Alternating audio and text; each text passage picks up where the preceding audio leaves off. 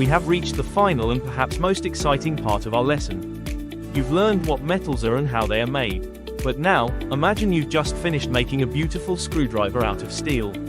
If you try to use it, the tip might bend because it's too soft. Or, if you made it too hard, the tip might snap off the first time you turn a screw. How do we fix this without melting the metal and starting over? The answer is heat treatment. Heat treatment is a group of industrial and metalworking processes used to alter the physical, and sometimes chemical, properties of a material. The most amazing thing about heat treatment is that we change the personality and internal structure of the metal while it is still in its solid state. By carefully controlling how we heat the metal and, more importantly, how we cool it down, we can make the exact same piece of steel as soft as a copper wire or as hard as a diamond-tipped drill. In this section, we are going to explore the science of the critical temperature and the 5 core processes every engineer must know: annealing, normalizing, hardening, tempering, and case hardening. Let's learn how to engineer the very DNA of the metal. Now we get to the heart of the matter. Why do we bother heating and cooling metal in such specific ways? It's because heat treatment allows us to tailor a single type of steel for vastly different functions. Imagine you have a single bar of medium carbon steel. Depending on how you heat treat it, that one bar could become a flexible spring, a tough hammerhead, or a razor-sharp, glass-hard cutting tool. By changing the internal structure, we are essentially programming the metal's mechanical properties. On this slide, we focus on the 2 most critical properties we control. Hardness, this is the metal's ability to resist scratching, abrasion, and indentation. If you are making a file or a drill bit, you want maximum hardness so the tool doesn't wear away when it rubs against other materials. However, as we increase hardness, we often increase brittleness, making the metal more likely to snap. Strength, this is the ability of the metal to withstand applied forces without failing or breaking. It's about how much load the metal can carry. High strength is vital for structural beams or bolts that hold a bridge together. But the real skill of an engineer lies in the balance. By using heat treatment, we manage the trade-off between hardness, strength, toughness, and ductility. Do you need it to bend without breaking, ductility? Or do you need it to absorb a sudden shock, toughness? On this slide, you see that we aren't just making metal hot. We are fine-tuning these properties to ensure the metal survives the specific environment it was designed. To understand heat treatment, we have to look at what is happening at the atomic level. Metals aren't just solid blocks, they are made of crystals. This slide explains the 3 vital steps to changing those crystals: heating to the critical temperature, soaking, and quenching. First, we have the critical temperature. Every type of steel has a specific temperature, usually between 720 degrees Celsius and 900 degrees Celsius, where a miracle happens. The metal stays solid, but its internal structure completely rearranges itself into a new form called austenite. In this state, the carbon atoms dissolve into the iron, creating a uniform, soft structure.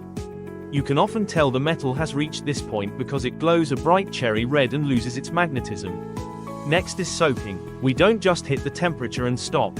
We have to soak the metal, holding it at that high heat for a set amount of time. This ensures the entire piece, from the surface all the way to the very center, has transformed into 100% austenite. If you don't soak it long enough, the inside of your tool will stay soft while the outside gets hard. Finally, we have quenching. This is the most dramatic part. By cooling the hot steel rapidly, plunging it into water, oil, or even blasting it with air, we trap the atoms in a stressed, needle-like structure called martensite. Martensite is the Superman of steel structures. It is incredibly hard, but it has a weakness: it is very brittle. If you drop a piece of quenched martensite on a concrete floor, it might shatter like glass.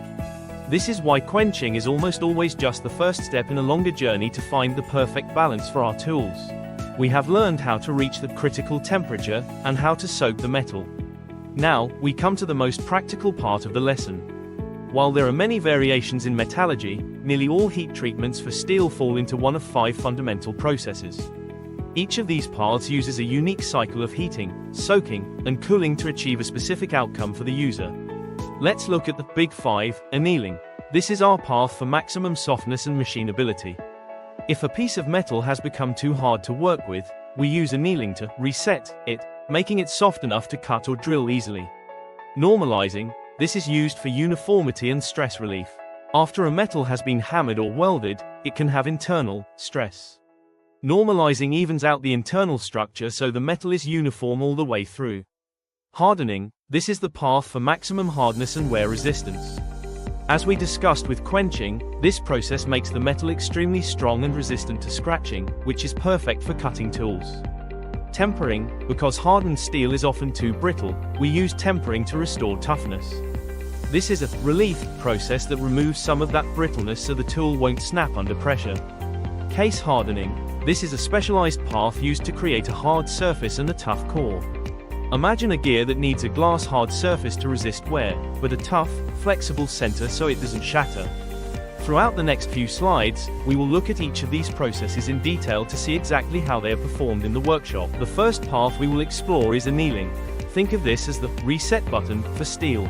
If a metal has become too hard to work with through previous manufacturing, we use annealing to bring it to its softest, most ductile state. Why we do it? The goal, our primary objective is to make the steel easy to work with again. By annealing, we relieve internal stresses that might have built up, significantly improving the metal's machinability. This is essential if you need to perform complex tasks like deep drawing or intense forming, where a brittle metal would simply crack. How we do it, the process, the secret to annealing lies in extreme patience during the cooling stage. Heating, we slowly heat the steel until it is just above its critical temperature. Soaking, we hold it at that high heat to ensure every atom in the material has moved into a uniform structure. Very slow cooling, this is the most critical part. We do not quench the metal. Instead, we cool it very slowly, either by switching off the furnace and leaving the metal inside to cool down with the machine or by burying it in an insulating material like sand. What is the result? Because we allowed the crystals to grow slowly and settle without stress, the result is a soft, ductile steel with a highly refined and uniform grain structure. It is now perfectly prepared for the next stage of your engineering project. While annealing aims for maximum softness, our next process, normalizing, is about achieving balance and uniformity. It is often the Goldilocks of heat treatment, creating a material that is tough and strong without being too soft or too brittle. Why? The goal, normalizing, is used to reset the metal's internal structure after intense manufacturing processes like forging or welding. These processes often leave the internal grains distorted and uneven. Normalizing relieves these internal stresses and creates a much more uniform and refined grain structure. Engineers often use this as a preparatory step before further heat treatments to ensure the metal reacts predictably. How? The process is similar to annealing but with two key differences in temperature and cooling. Heating, we heat the steel to a higher temperature than we do for annealing, specifically about 55 degrees Celsius above the upper critical temperature. Soaking, we hold it there until the temperature and structure are completely uniform. Moderate cooling, unlike annealing, which requires a slow furnace cool, normalizing uses still air at room temperature. This moderate cooling rate is faster than furnace cooling but much slower than quenching. What? The result? Because it cools faster than annealed steel, the resulting material is stronger and harder. While it has less ductility than annealed steel, its refined grain structure makes it much more consistent and reliable for structural application. Now we arrive at hardening, a process designed for one thing: high-performance durability. If your project requires a tool to hold a sharp edge or withstand heavy abrasion, this is the path you take. Why? The goal, the primary goal of hardening is to significantly increase the metal's hardness, strength, and wear resistance. This is absolutely essential for industrial tools that need to cut through other materials or resist constant scratching and abrasion.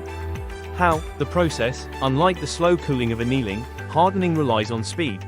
Heating, we heat the steel until it rises above the critical temperature, transforming its internal structure into austenite. Soaking, we soak the material thoroughly to ensure this transformation is complete throughout the entire part. Rapid quenching, this is the defining moment. We plunge the hot steel rapidly into a cooling medium like water, oil, or brine. This sudden thermal shock locks the structure into martensite, the hardest possible form of steel. What? The result? The result is a material that is extremely hard and strong, but there is a major trade-off: it is also very brittle. In fact, it is usually too brittle for practical use at this stage. If you hit a piece of hardened steel with a hammer now, it might shatter like ceramic. As we saw in the previous slide, hardening makes a material incredibly strong but dangerously brittle. Tempering is the essential partner process that follows hardening to make the steel truly useful for engineering. Why? The goal, the primary objective is to restore toughness and reduce the extreme brittleness caused by the hardening process.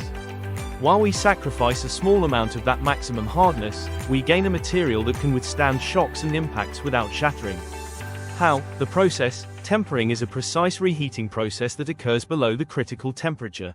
Reheating, we take the hardened, quenched steel and reheat it to a specific temperature, usually between 200 degrees Celsius and 600 degrees Celsius, depending on the desired final properties. Soaking, the metal is held at this lower temperature to allow the internal stresses to relax and the structure to stabilize. Cooling, the metal is then cooled, usually in still air, to lock in the new, tougher structure.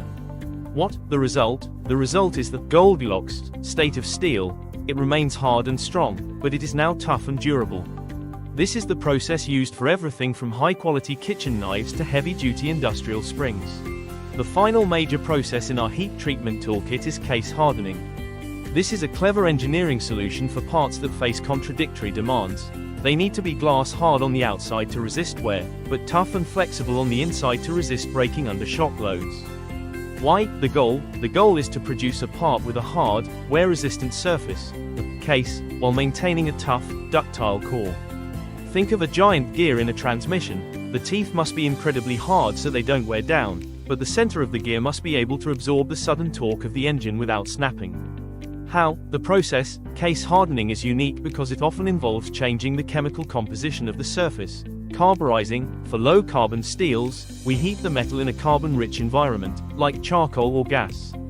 This forces extra carbon atoms to soak into the outer layer of the steel. Quenching, we then quench the part. Because only the outer skin has high carbon, only that outer skin transforms into brittle, hard martensite. The resulting structure, the interior, remains low-carbon steel, which stays tough and flexible because it cannot harden like the surface. What? The result? The result is a highly specialized component that offers extreme surface resistance and high impact strength. This process is the secret behind the longevity of camshafts, shackle bolts, and heavy-duty gears. We have covered a lot of ground in this section, and it can be easy to mix up these 5 processes. Slide 43 is your master reference, the cheat sheet that every engineer and technician keeps in their back pocket to ensure they choose the right recipe for the job. When you look at this table, I want you to notice how the cooling method is the primary lever we pull to change the metal's personality. Annealing is our slowest process. We use a furnace cool to achieve maximum softness and machinability. Normalizing steps up the speed slightly with an air cool.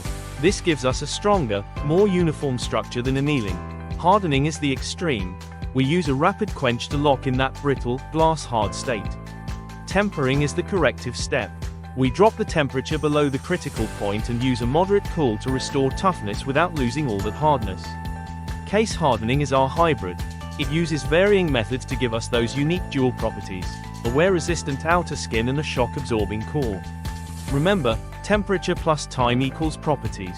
By mastering this chart, you aren't just heating metal. You are engineering its very soul to meet the demands of the modern world.